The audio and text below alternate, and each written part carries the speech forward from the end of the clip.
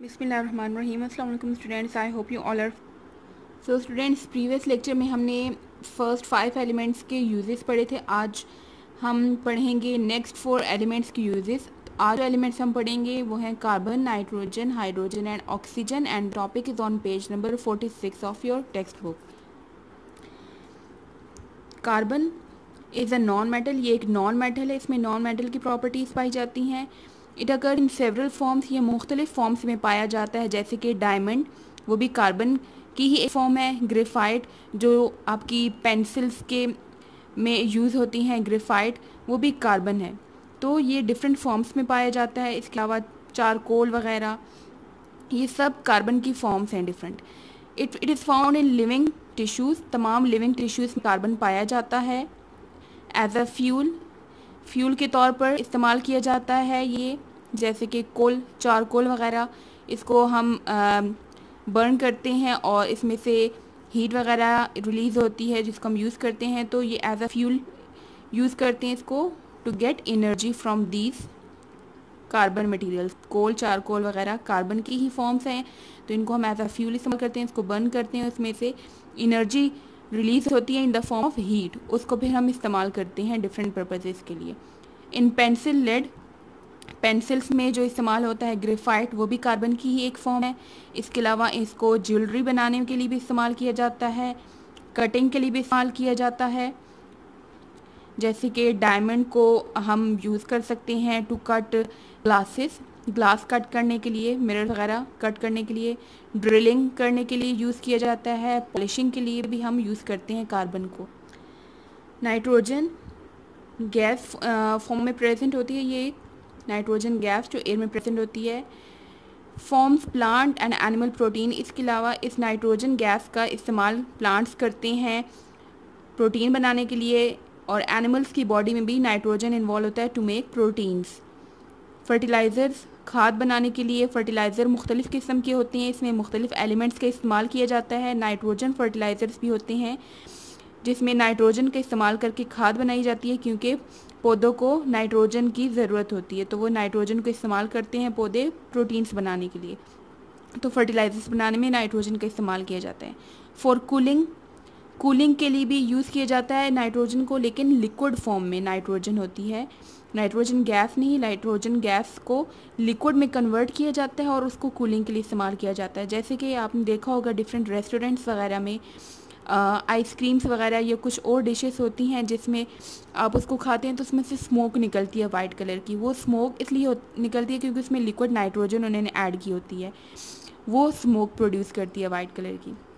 तो इसको हम कूलिंग के लिए यूज़ करते हैं। टू स्टोर एक्सप्लोसिव्स धमाकेदार चीज़ें, डेंजरस चीज़ें जिसको आसानी से स्टोर नहीं कर सकती और वो लिक्विड फॉर्म में हो, तो इनको स्टोर करने के लिए नाइट्रोजन का इस्तेमाल किया जाता है। इसके अलावा बाकी डेंजरस सब्सटेंसेस, इन सब को स्टोर करने के लिए नाइट्रोजन का इस्तेमाल किया जाता है, क्योंकि नाइट्रोजन रिएक्ट नहीं करता इस वजह से। देन ऑक्सीजन को इस्तेमाल किया जाता है बर्निंग या कंबस्शन कह लें, आग जलाने के लिए इस्तेमाल किया जाता है, मुख्तलिफ़ चीज़ों को बर्न करने के लिए। बर्निंग ऑक्सीजन की मौजूदगी में ही होती है। ऑक्सी एसिटाइलिन फ्लेम जो यूज़ किया जाता है कटिंग या वेल्डिंग के लिए, उसमें ऑक्सीजन इस्तेमाल की जाती है। जैसे कि आपकी बुक पे पिक्चर है, आपके बुक के पेज नंबर 46 पे ये पिक्चर दी गई है। यहाँ पे ये जो फ्लेम इस्तेमाल किया जाता है इसमें ऑक्सीजन यूज़ की जाती है और इसको हम यूज़ करते हैं कटिंग वगैरह पर्पसेस के लिए या वेल्डिंग के लिए यूज़ करते हैं। इसके अलावा रॉकेट का जो फ्यूल है उसमें भी ऑक्सीजन का इस्तेमाल किया जाता है for production of steel, plastics वगैरह बनाने के लिए।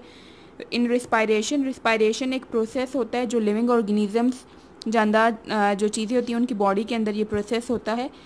हमारी बॉडी सेल से मिलकर बनी होती है और हर एक सेल में, जैसे हम सांस लेते हैं ऑक्सीजन हमारी बॉडी के अंदर जाती है और कार्बन डाइऑक्साइड बाहर निकलती है जब हम सांस लेते हैं, इसी तरह से हमारी बॉडी का हर एक सेल भी ऐसे ही ब्रीथ करता है और उस प्रोसेस को हम रिस्पायरेशन कहते हैं, जिसमें ऑक्सीजन सेल्स के अंदर जाती है और जो हम खाना खाते हैं वो ब्रेक होके उसमें से एनर्जी रिलीज़ होती है।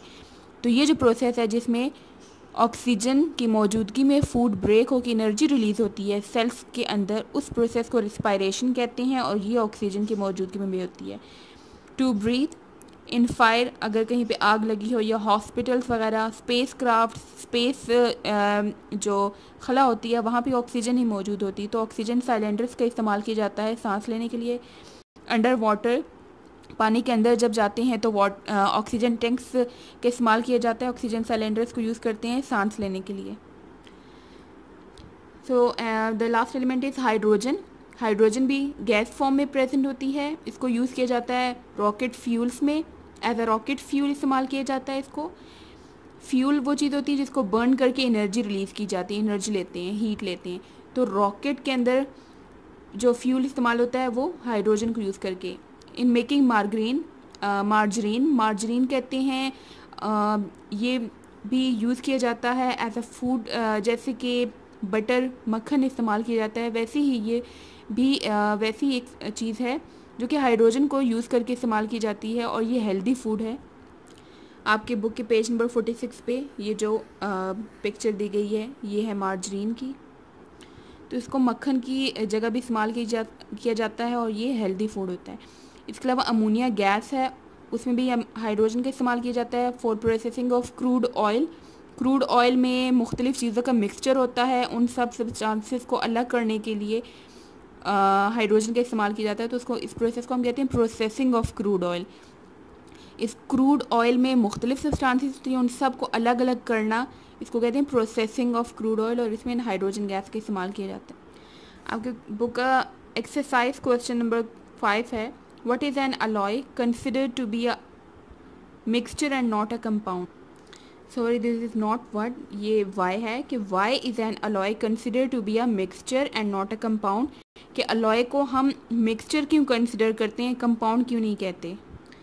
इसकी रीज़न है कि an alloy is consider to be a mixture because it shows properties of its components, क्योंकि इसकी जो प्रॉपर्टीज़ होती हैं वो वही होती हैं जो कि इसके कंपोनेंट्स की होती हैं। कंपोनेंट्स मीन्स वो चीज़ें जिनको मिक्स करने से हमने अलॉय प्रोड्यूस किया है, तो जिन कंपोनेंट्स को हमने मिक्स किया था, या एलिमेंट्स या मेटल्स जिनको हमने मिक्स किया था उनको कंपोनेंट्स कह रहे हैं, उनकी जो प्रॉपर्टीज़ होती है अलॉय में भी वही प्रॉपर्टीज़ होती हैं।